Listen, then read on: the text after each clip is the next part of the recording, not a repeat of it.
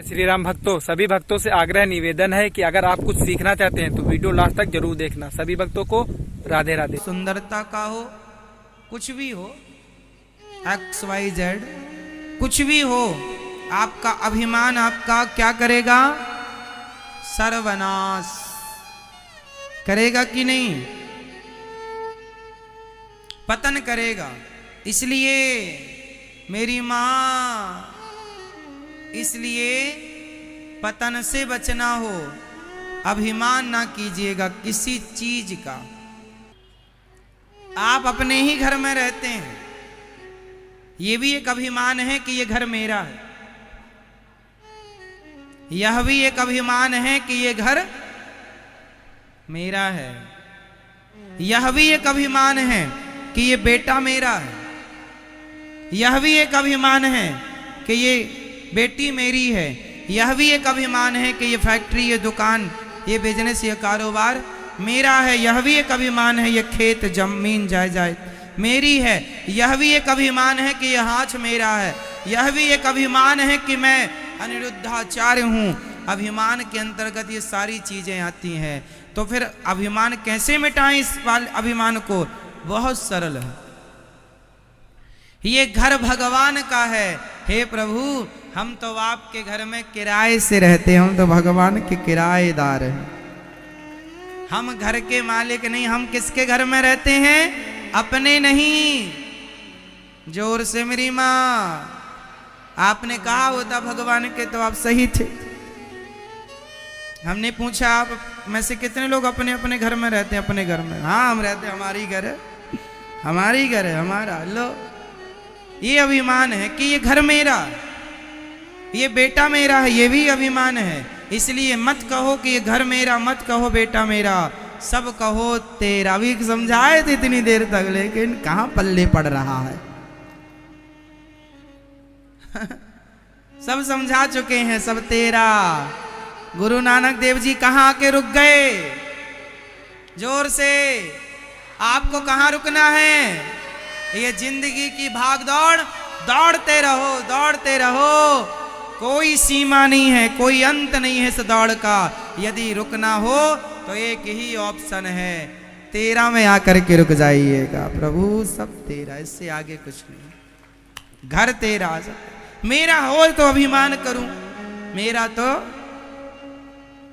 कुछ नहीं है मेरा। आज से आप कभी ये नहीं कहोगे कि ये घर मेरा, बेटी मेरा, परिवार ना। सब कुछ, सब कुछ प्रभु मेरे कन्हैया का सब कुछ है, मेरे श्रीमन नारायण का सब कुछ है, मेरे राघव का सब कुछ है। प्रभु संपत्ति सब रघुपति के आही, सब कुछ आपका।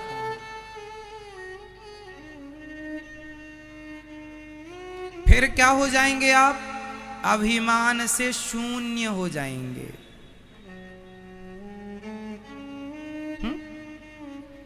अभिमान मिटाइएगा।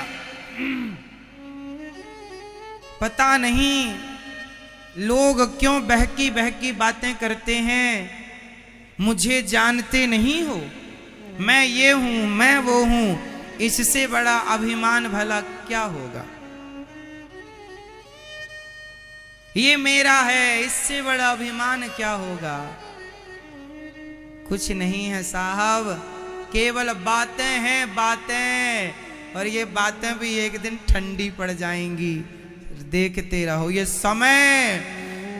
समय का पहिया जब चलता है ना मेरी माँ, तो समय का पहिया हमें और आपको एक दिन क्या बना देगा? जरा बोल दो मेरी माँ। समय का पहिया हमें क्या बनाएगा एक दिन? बताओ जल्दी। नहीं बताती हो मेरी माँ, आप लोग कुछ बड़ी कंजूस हो। समय का पहिया हमें एक दिन क्या बनाएगा बताओ? 1000 बार बता चुके हैं। हम अलग ढंग से पूछ लेते हैं तो आप लोग सोचते हैं इसका क्या उत्तर होगा, जबकि बिल्कुल सरल उत्तर है। समय का पहिया जब चलेगा तो क्या होगा?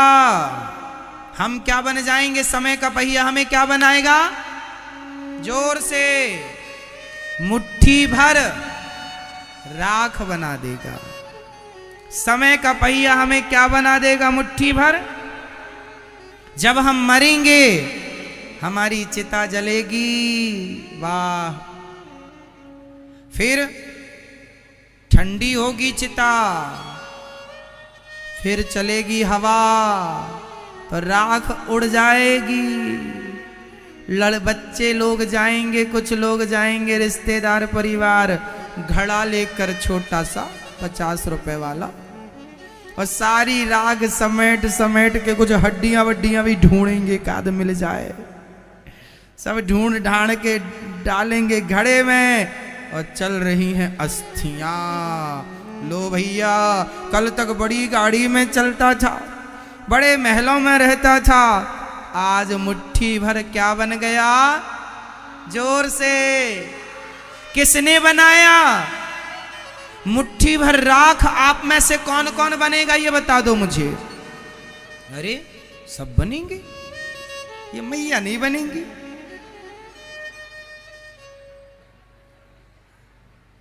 सब बनेंगे। तो ये बताओ आपको मुट्ठी भर राख बनाएगा कौन? जोर से। समय। कौन बनाएगा?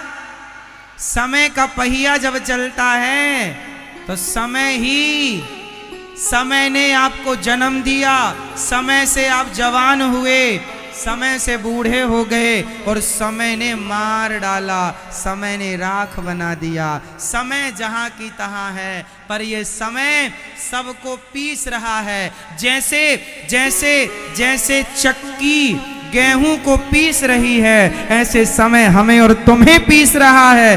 बचना हो तो भगवान की शरण में आ जाओ। राख तो बन जाएगी पर सदगति हो जाएगी, वरना राख बन जाएगी सदगति भी नहीं होगी।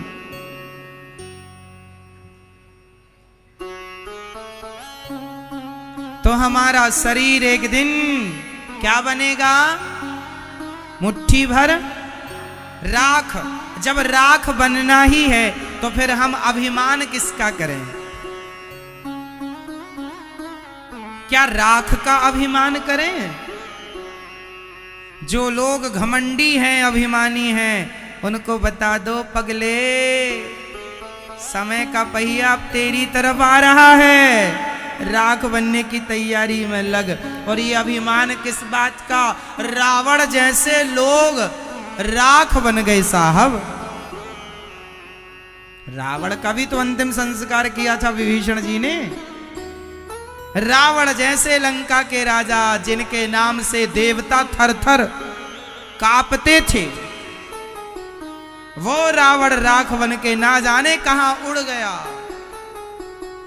राज राजे रहे ना वो रानी रही, ना बुढ़ापा रहा ना जवानी रही, वस्तु हर एक आनी व जानी रही, अंत में लखपति को ना धेला जुड़ा, हंस जब भी उड़ा। अकेले जाने के लिए तैयार रहना, घमंड ना करना। 2 पैसे भगवान ने दे दिए तो उसमें भगवान का धन्यवाद करना, सरल बन जाना, नम्र बन जाना, अभिमानी मत बनना। सही है?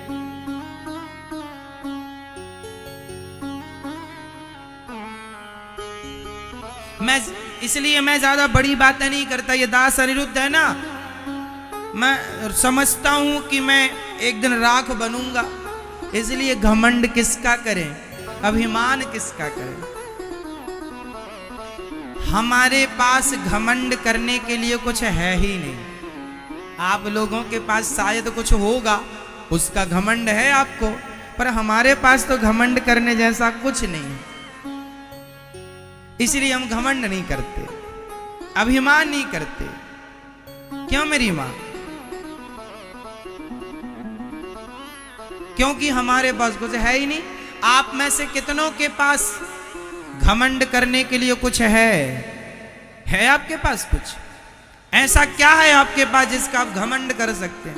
अभिमान। अभिमान करने के लिए एक चीज है, मैं भगवान का हूं, ये अभिमान हो कि प्रभु मैं आपका हूं, भक्त हूं, ये घमंड ना हो। मैं गोविंद का हूं, ये अभिमान हो तो ठीक है। पर मैं ये पैसा धन दौलत हीरे मोती कुछ काम ना आएगा साहब।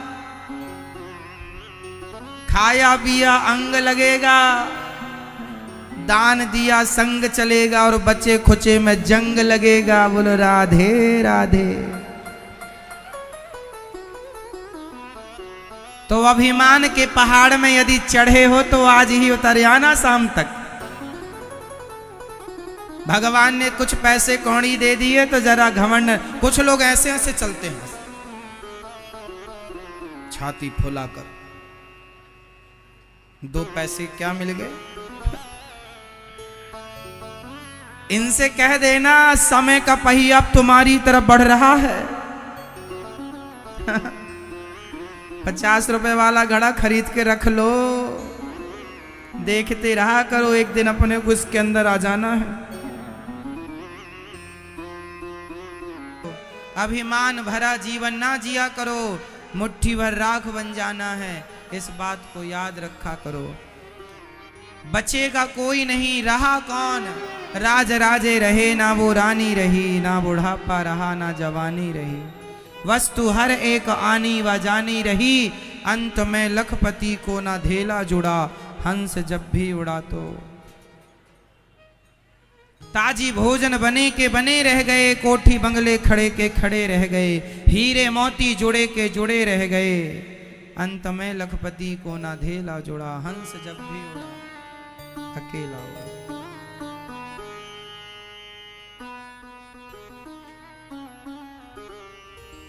मैया जी, इसलिए भैया जी, अभिमान के पहाड़ से नीचे उतरो, इंसान बनो, सेवा से जुड़ो। एक ही धर्म है मनुष्य का और वह है सेवा। प्रिय भक्तों, क्या सीखा इस वीडियो से आप लोगों ने? मैं बताता हूँ आपको इस वीडियो से क्या सीखना चाहिए कि हमें कभी भी घमंड नहीं करना चाहिए, क्योंकि बहुत से ऐसे लोग होते हैं जो कामयाब हो जाते हैं और वो अपने घमंड में चूर हो जाते हैं। घमंड कई प्रकार के होते हैं भक्तों, अपने धन का घमंड, अपनी पोस्ट का घमंड, अपनी पहुंच का घमंड, और सबसे बड़ा घमंड जो है वो मन में लोग अपने आप को घमंड में जो चूर कर लेते हैं। मेरा कहने का मतलब ये है कि लोग सोचने लगते हैं कि मुझसे बड़ा कोई है ही नहीं, ना ही मुझसे कोई आगे जा सकता है, ना ही कोई मुझे गिरा सकता है। ऐसा घमंड किसी को नहीं करना चाहिए। प्रिय भक्तों, हमें ना घमंड, हमारे मन में कभी घमंड ना आए। अगर आप कुछ सीखना चाहते हैं तो हमारे प्रिय हनुमान जी से आप सीख सकते हैं। हमारे प्रिय हनुमान के अंदर अष्ट सिद्ध 9 निधि के दाता, अष्ट सिद्धियां 9 निधियां हैं हमारे श्री हनुमान जी के पास। पर आपने कभी देखा उनके अंदर कोई घमंड, किसी प्रकार का घमंड? प्रिय भक्तों, हमारे बालाजी महाराज हमें ये शिक्षा देते हैं कि हम चाहे जितने अमीर हो जाएं, हमें कभी घमंड नहीं करना चाहिए। तो अगर आपने इस वीडियो से कुछ भी सीखा हो तो हमारे परम पूज्य गुरु अंधाचार्य जी के लिए वीडियो को शेयर कर देना और जो है लाइक कर देना। सभी प्रिय भक्तों को राधे राधे। और साथ ही साथ जैसे कि मैं हर वीडियो में आपसे कुछ ना कुछ प्रश्न पूछता हूँ, तो इस वीडियो में भैया एक प्रश्न तो पूछूंगा ही कि हमारे जो बालाजी महाराज हैं उन पे सिंदूर क्यों लगाया जाता है और उनका नाम पवन पुत्र क्यों पड़ा? किसने उनको नाम दिया? ये अगर आपके पास इसका उत्तर हो तो कमेंट बॉक्स में बताओ भैया, अगर नहीं है तो फिर भी बताओ।